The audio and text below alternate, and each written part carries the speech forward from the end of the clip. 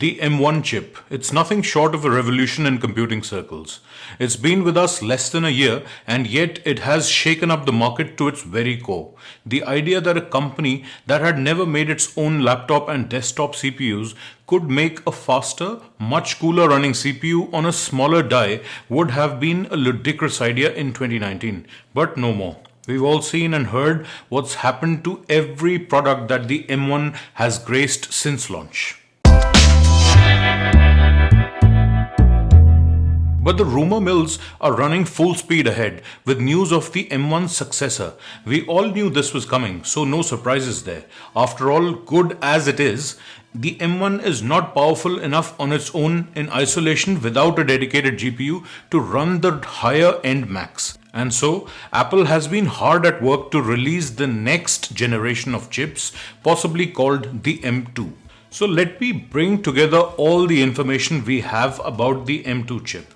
Let's first see what the rumors are pointing to. So first of all, when can we expect new MacBooks with a processor faster than the M1? The good news here is that there is a possibility that this could be as early as June 2021. The WWDC, which is a platform mainly for software, is scheduled to run from the 7th to the 11th of next month.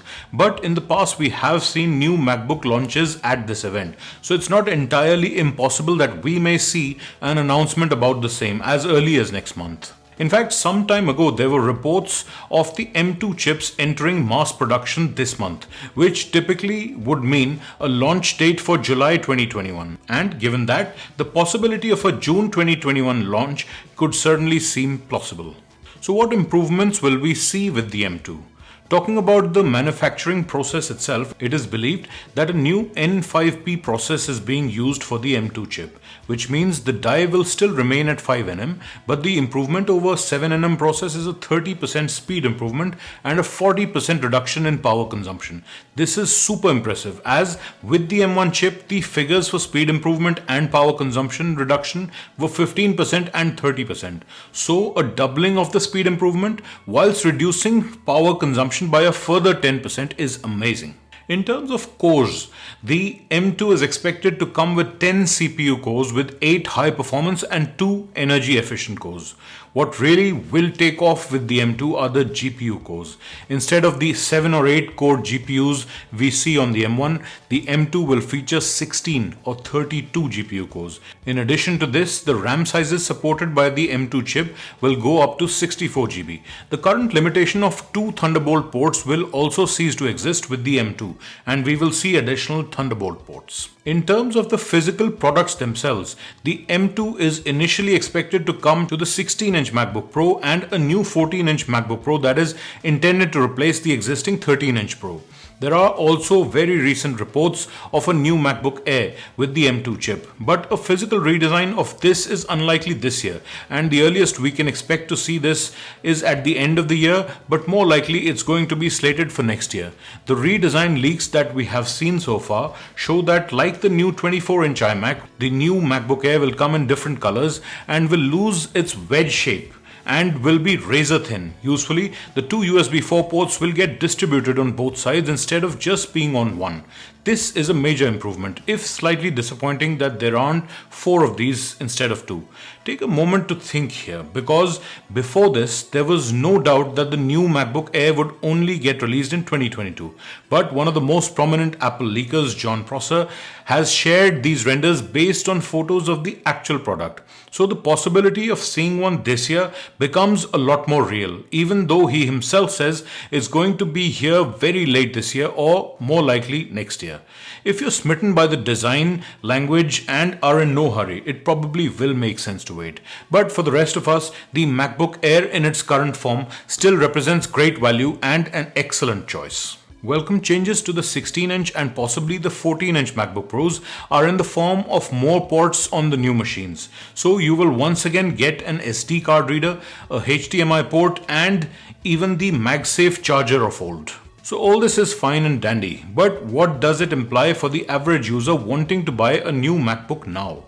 Should you buy now or wait? Which one should you go for? Well, the answers to these questions are not as hard as you might think. Let's look at the current lineup of MacBooks. We won't go into desktop Macs here just for the sake of simplicity. Although I will say this, if your intended usage is to always keep your MacBook tethered to an external display or work from a desk, seriously consider getting a desktop Mac instead. The Mac Mini and now the 24-inch iMac are both great choices based on what existing hardware you already have. So back to MacBooks. For some time now, I have been advising people to either wait for the redesigned MacBook Pro 14-inch or go for the MacBook Air instead of the MacBook Pro 13-inch. Well, it's pretty certain now that we're not far off from the launch of the 14-inch model, so the 13-inch MacBook Pro should only be considered by people who really need every bit of performance from an M1 laptop and cannot wait. In that case, up the RAM to 16 GB, get at least 512 GB of storage, and you should have a nice capable machine for the next 3 to 4 years. But really, the MacBook Air will give you better value if what you intend to do with it is not so time critical that 5 or 6 minutes longer for exporting or rendering stuff will not seem like an eternity. Also, the Air is cheaper, so offers better value even when spec'd up, and has a supposedly longer life cycle remaining before it's replaced. Now, these M1 Macs are not infallible. Please don't believe anyone who says so. It's just that the overall performance and efficiency is superb. But that doesn't mean that all Intel Macs will lag behind these for intensive tasks. On the contrary, any 2018 or newer 15-inch or any of the 16-inch MacBook Pro models are actually faster for intensive photo exporting tasks or video rendering times. You can similarly expect better performance for whatever program you use professionally if the system requirements specify the need for a dedicated GPU.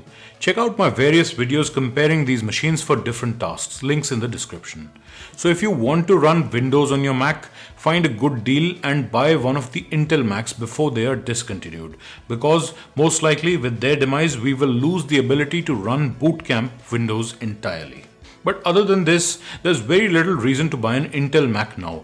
If you already have one, it may make sense to hold on to it, but buying a new one now is only for a very specific user group. So let me summarize this by my personal take on this. I have been fairly impressed with the M1 MacBook Air, but when exporting my videos and even editing them, I feel that the M1 MacBook Air with 8 GB of RAM needs to be left alone sometimes for the render to catch up in the background, and it takes longer for the final video export than my older 15-inch MacBook Pro did. Sure, it's fanless and completely silent, but I would rather have a fan and a quicker export. This probably doesn't apply to 70 to 80% of people, but for a certain user set, it does make a difference. So I'm waiting for the 16-inch MacBook Pro with at least 32 gigs of RAM and a lot more cores for graphics processing. Make no mistake, this current MacBook Air gets the job done and is brilliant for everyday tasks, despite the issues faced over the months being the first-gen product. Again, links in the description if you want to know more about these issues. So based on all this, take a call for yourself. Look at your intended usage. If you must get a laptop now, choose one that aligns with your requirements without necessarily breaking the bank. I will of course keep you up to date with any developments on this front, so make sure you subscribe to the channel for new videos. Thanks for watching, and I will see you in the next one.